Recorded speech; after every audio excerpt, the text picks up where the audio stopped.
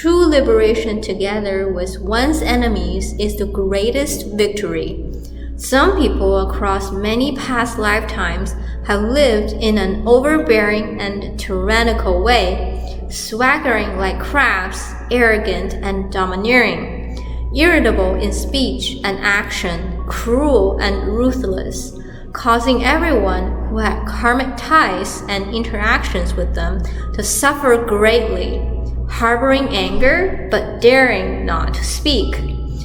Perhaps it was because they possessed power. For example, they might have been a king or the head of a household as a husband, or someone with a vicious temperament and overwhelming hostility, so fierce that both humans and spirits feared them and endured in silence. Or perhaps they would go to a restaurant for a cup of coffee priced at $1,000. The waiter brings out a cup that is only 70% full. Yet this customer came not to enjoy coffee, but to indulge in the pleasure of arrogance, bullying others, watching them grovel, wag their tails, and endure humiliation.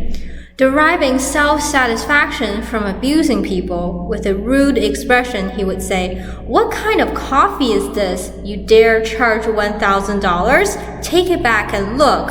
Only 70% full. Are you trying to cheat me? Do you take us for fools?" The waiter can only respond, yes, I'm sorry, I'll call the boss." And when the boss or manager arrives, they too are berated harshly. Is it really that serious? When such a person is enjoying good fortune and power, they bully others. This is how karmic grudges are formed. This is how hostile karmic ties with enemies and creditors are created. As long as such a person is in a favorable phase of life, they are constantly, through every encounter, forming negative karmic connections. Countless people have suffered because of them. This happens because they have authority, influence, physical strength, weapons, martial skills, or because they are your father or husband or your wife. But you must understand, all good and evil karmic ties a person creates will return to them. When in this lifetime they are no longer fortunate, when they lose their power, fall ill, or their fierce energy dissipates, what will they become in the next life, do you know? They will become extremely timid, with a meek, submissive personality, like a powerless person. We may think, oh, how kind is this person? But in truth, they are not kind. It's because they must receive the karmic retribution for bullying others over countless past lifetimes. Inside them, judgment, criticism, dissatisfaction are still all present, but in this lifetime, their personality has become like that of a neutered mouse, terrified of conflict, frightened of everyone, lacking the strength to compete or even argue. When they do argue, they only end up being bullied. This is the karmic result of their past actions, forming the weak tendencies of this life. Then all those people, events, and beings, human or animal, who were once bullied by them, become connected again to seek repayment. Thus, we see someone who is unbelievably timid. They cannot talk back when scolded, endure insults silently when beaten, appearing utterly spineless. But I tell you, this person is not as kind as you imagine. You judge them as kind based on their outward behavior, but in reality, it is because of the evil karma they accumulated across countless lifetimes, which they must now experience and repay in this lifetime. Therefore, they become weak, cowardly, fearful, and obediently allowing themselves to be bullied. You may find it strange. Why do some people seem so kind, yet everyone bullies them? Wherever they go, someone mistreats them. People who treat others well bully them. Even those who appear to be good people bully them. How can this be? this person appears quiet, non-confrontational, like a nice guy, yet is scolded, mistreated, and criticized everywhere, doing nothing right. That is because this lifetime is one in which they have come to repay debts. All the karmic enemies and creditors come to collect from them.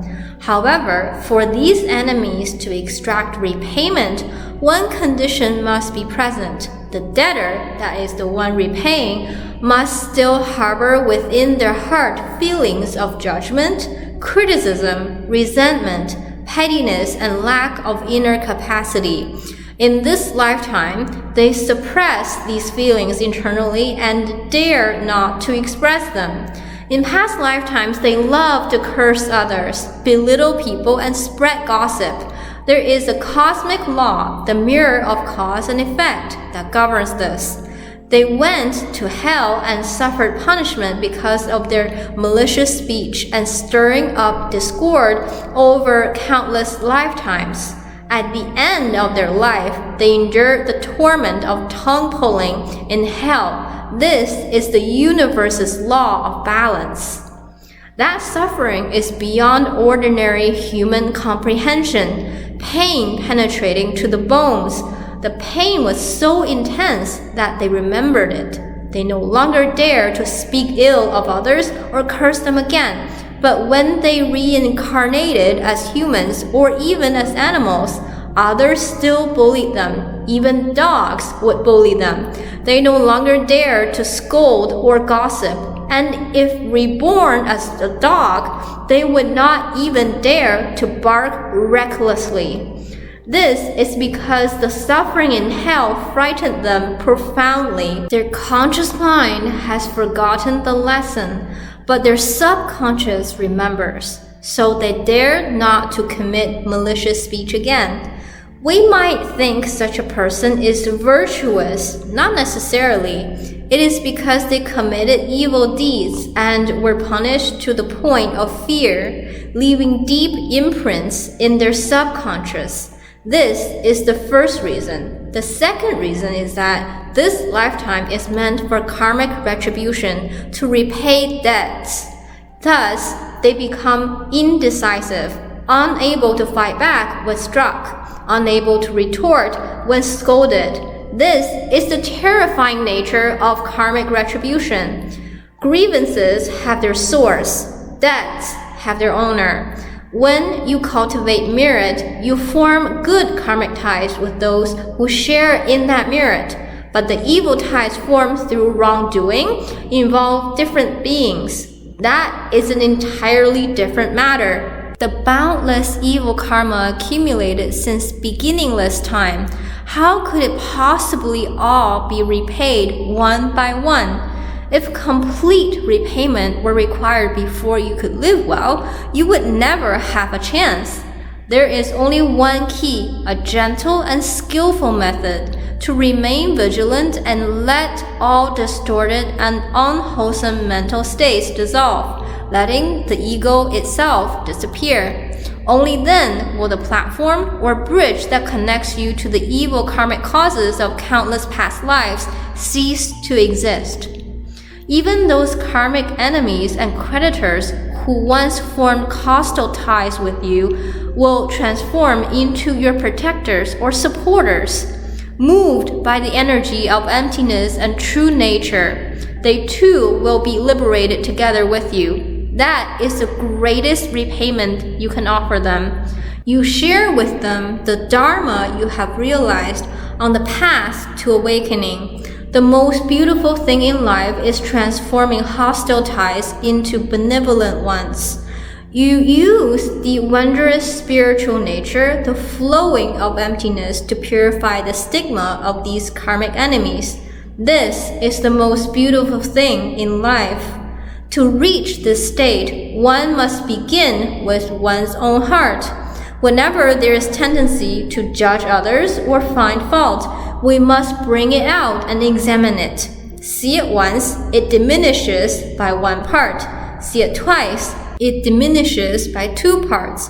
If you do not look at it, it will never decrease. No matter how many Buddha names you recite, how many sutras you chant, or how many repentance rituals you perform, such as the Lianghuang repentance or the Great Compassion repentance, it will be of no use.